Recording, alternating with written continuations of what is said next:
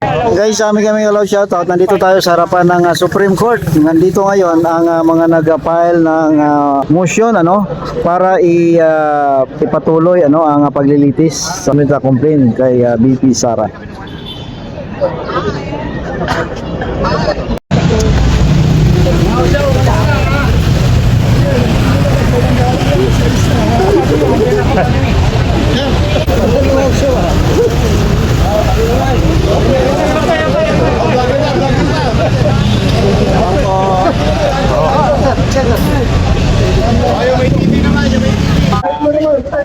Okay? Ganyan. Soundbite na. Magandang umaga po.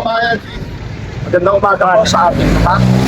Ako po si Professor David Michael Saluan, convener ng Taong Bayan Ayaw sa Magnanakaw at Abusado Network Alliance o Tama Na. Kasama po ang iba't ibang leader sipiko, mga nasa academe, mga profesor, mga taong simbahan, mga kabataang estudyante, health workers at napakarami pang ibang sektor. Mahigit 100 po ang pumirma sa ating letter petition o yung concerned citizens letter sa Supreme Court kaugnay ng desisyon nila sa pagpapabasura ng impeachment ni VP Sara Duterte. Ang aming pong biya ay may apat na dahilan o 3 dahilan kung bakit namin ito sinulat. Una, gusto namin ipahayag ang malakas na pagtutol sa desisyon ng Korte Suprema na ipatigil ang impeachment trial ni VP Sara Duterte ngayong 2025. At syempre, malakas na pagsuporta sa motion for reconsideration ng Kongreso. Pinapahayag din namin ang aming kahilingan na magpatawag ng public oral arguments ang Korte Suprema sa issue ito. Kasi napakahalaga nito. Hindi pwede na mga abogado lamang at mga kongresista at hukom ang mag-usap-usap. Dapat marinig ng taong bayan ng iba't ibang argumento tungkol dito. At narito nga ang kauna-unahang liham ng mga mamamayan mula sa iba't ibang sektor para bigyan diin ang panawagan natin na ituloy ang impeachment, pagpatawag ng oral arguments, baligtarin ang desisyon ng Korte Suprema.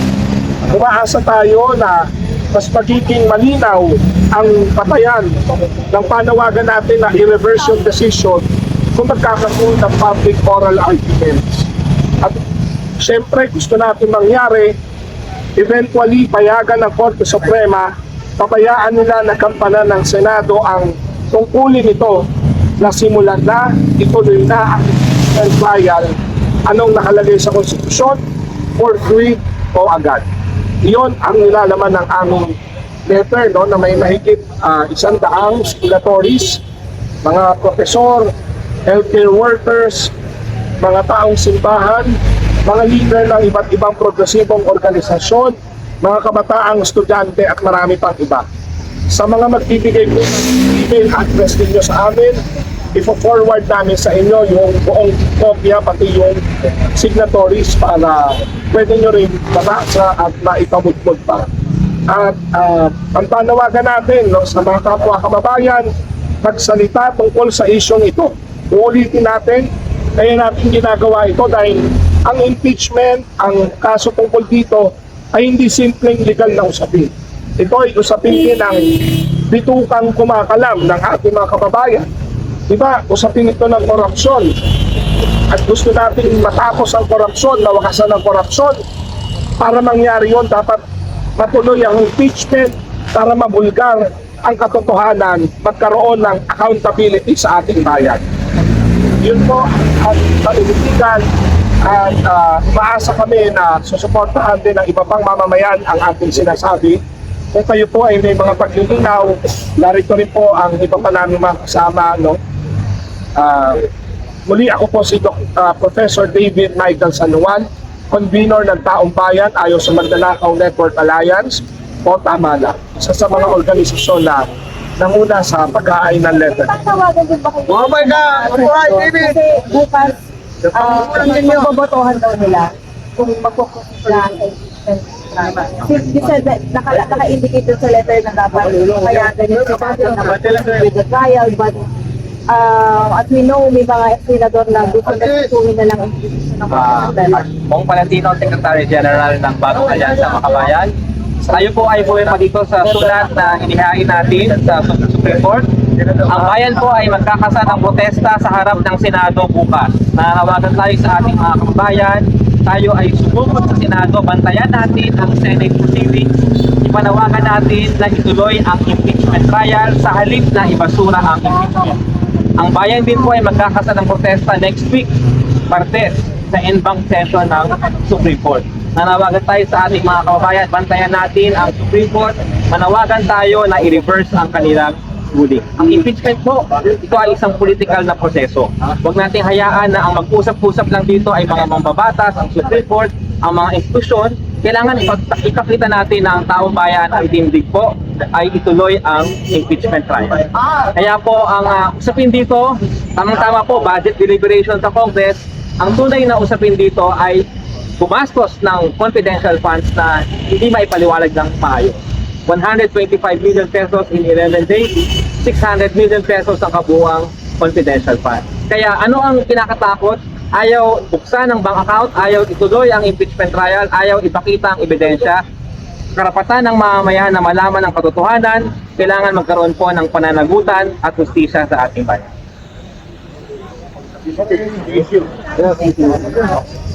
Sir, okay naman siguro na tama. Kailan sir tayo dito? Kapatid. Accountability!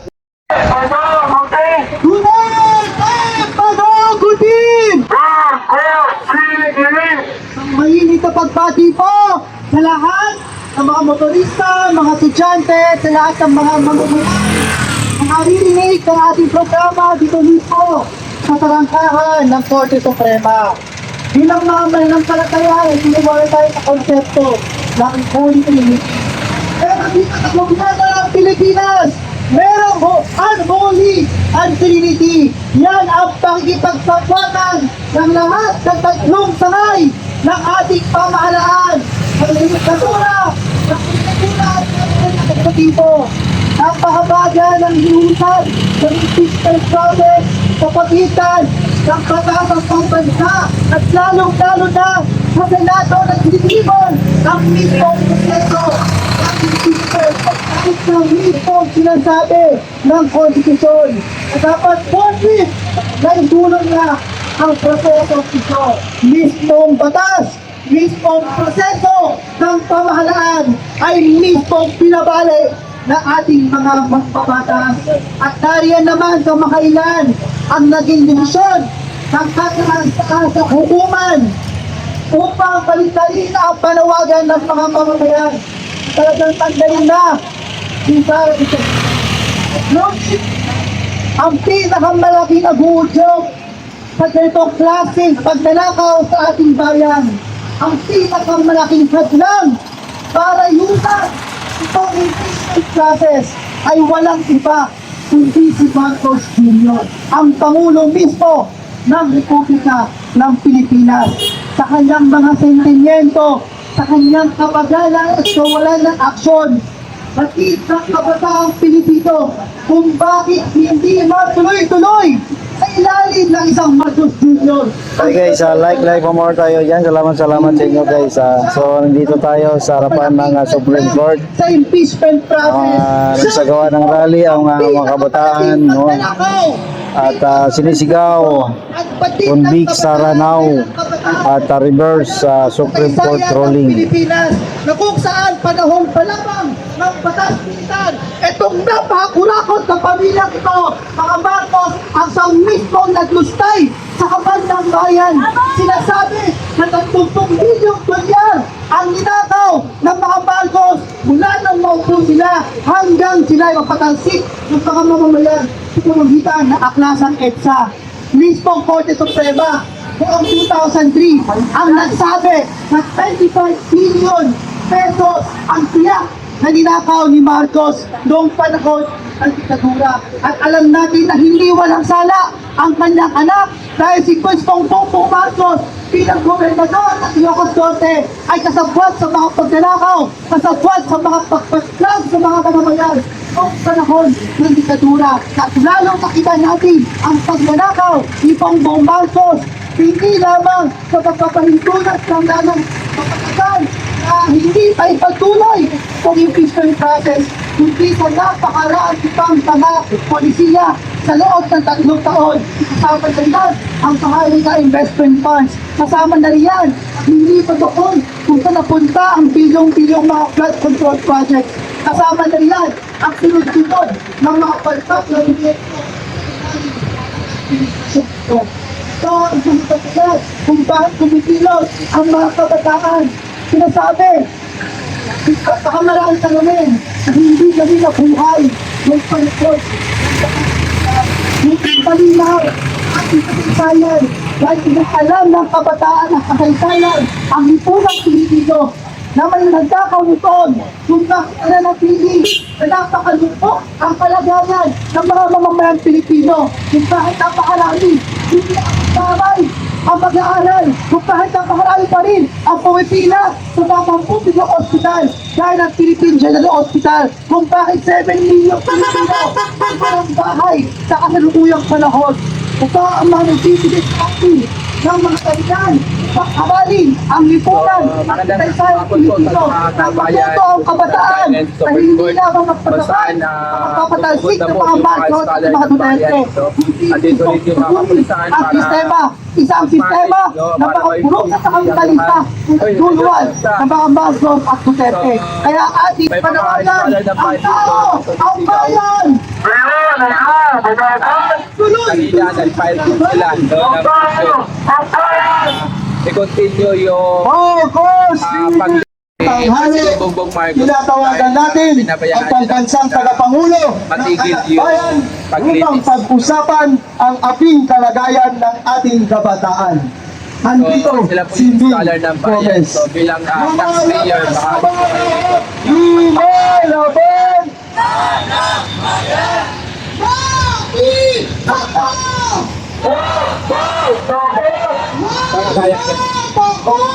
Lumalaban! Marcos! Pigilin! Manitisin! Mga kababayan!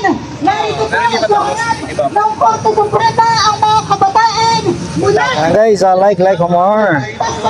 mula sa iba't ibang organisasyon. Kasabay po ng pangangko ng mga ng Korte Suprema nagtitipon din ang mga kabataan. Pwedeng sa papiling. Nasimulan pero Balik rin ng Korte Suprema ang nakunin ng desisyon sa ukay sa impeachment ni Sara Duterte. Mga kasama, ang ating pong katanungan, unconstitutional Pakbayan, Kabataan Party List, nandito. No? Sari-saring grupo po, no, nandito. constitutional ba ang pagpapanagot sa magnanakaw? Malinaw, kailanman hindi naging labag sa konstitusyon, hindi labag sa batas ang pagpapanagutan. Ang tunay na unconstitutional, ang tunay na labag sa saligang batas ay ang pagsiguridad sa ang pagpapatakas sa kagaya ni Sara Duterte. Sa mga maestrado po ng Korte Suprema, malinaw ang panawagan ng kabataan. Panagutin ninyo si Sara Duterte dahil kasabay po ng pagtakas ni Sara Duterte sa pananagutan ay pagpapatuloy ng bulok at kurap na sistema. Isang sistema na nagtanakaw sa kinabukasan ng kabataan. Isang sistema na nagdadamot sa amin ng aming edukasyon. Isang sistema na Pero sana daw, kaso nagdadamot sa mga nakapilit ang cellphone magsasaka dun. sa kanilang lupa. Mainit Isang daw. Mainit. sistema na nagdadamot sa mga manggagawa sa nakatubuhay na sahod.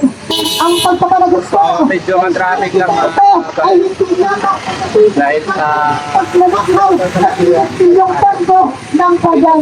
Ito po ay usapin kung paano dapat na siguraduhin na dapat seryosohin ng Korte Suprema ang pananagutan at justisya sa ating bayan.